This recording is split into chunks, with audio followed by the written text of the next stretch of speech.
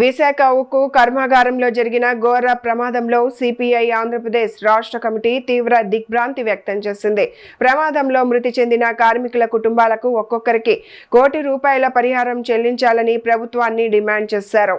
ఈ మేరకు పార్టీ రాష్ట్ర కార్యదర్శి శ్రీనివాసరావు స్పందిస్తూ ప్రమాదంలో ప్రాణాలు కోల్పోయిన 9 మంది కార్మికులకు సిపిఐ సిపిఎం తరపున ఘన నివాళులు అర్పించారు.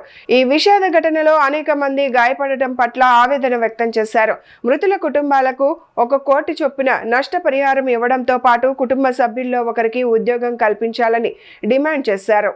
ఉక్కు ఫ్యాక్టరీలో జరిగిన ప్రమాదంలో 9 మంది కార్మికులు అక్కడే మాడి మసైపోయి చనిపోవటం పట్ల సిపిఐఎం రాష్ట్ర కమిటీ తీవ్ర విచారాన్ని సంతాపాన్ని ప్రకటిస్తున్నది. అనేక మంది గాయపడ్డారు. ఈ SMS 1లో జరిగినటువంటి ఈ ప్రమాదం ఇది కేవలం సాధారణ ప్రమాదం కాదు. ప్రభుత్వం యొక్క నిర్లక్ష్యం, ఉద్దేశపూర్వకంగా ప్రైవేటీకరణ చేయాలని దీంతో కార్మికుల సంఖ్యను తగ్గించటము, రా మెటీరియల్ ముఖ్యంగా లైమ్ స్టోన్ కానీ వీటిని నాసిరకం వాడటం వల్ల ఇక్కడ ఈ ఒక్కసారి లేడల్ పేలటంతో మొత్తం విపరీతంగా స్ప్రెడ్ అయిపోయినటువంటి పరిస్థితి. ఎవరు ఊహించిన విధంగా కార్మికులు గుర్తించలేని విధంగా మసి అయిపోయినట్టు గతంలో ఎప్పుడు కూడా ఇలాంటిది జరగలేదు.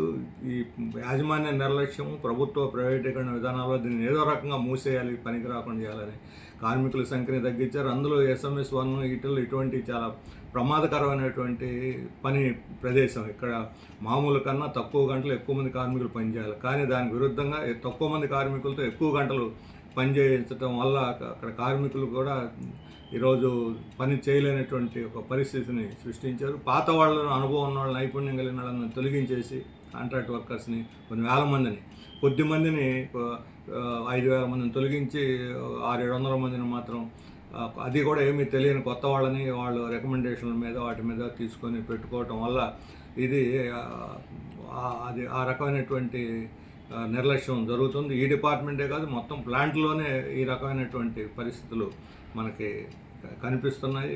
అందువల్ల ప్రభుత్వ ప్రైవేటీకరణ విధానాలు, వాళ్ళ యొక్క నిర్లక్ష్యం వల్లనే ఈరోజు ఈ ప్రమాదం జరిగింది. దీనికి ప్రభుత్వమే బాధ్యత వహించాలి.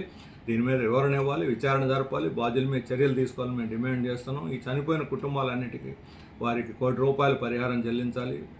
గాయపడిన వారికి 50 లక్షలు, అలాగే ప్రతి కుటుంబం వాళ్ళకి బతికున్నా సరే వాళ్ళు పనిచేయలేనటువంటి స్థితిలో ఉన్న వాళ్ళతో సహా అందరికీ మరలా తిరిగి ఆ కుటుంబంలో మరొకరికి ఉద్యోగం ఇవ్వాలని చెప్పి మేము డిమాండ్ చేస్తున్నాం. ఇప్పటికైనా ప్రభుత్వం తన విధానాలను పునఃపరిశీలించుకొని దీన్ని ఆధునీకరించి లాభాలు నడిచే విధంగా అవసరమైన గనులు, నిధులు కేటాయిస్తే తప్పనిసరిగా దేశంలో అత్యున్నతమైన ఉక్కును తయారు చేసి ప్రతిష్ట పొందినటువంటి ఉక్కు ఫ్యాక్టరీని నిలబెట్టాల్సినటువంటి బాధ్యత ఈరోజు ప్రభుత్వాల మీద ఉంది.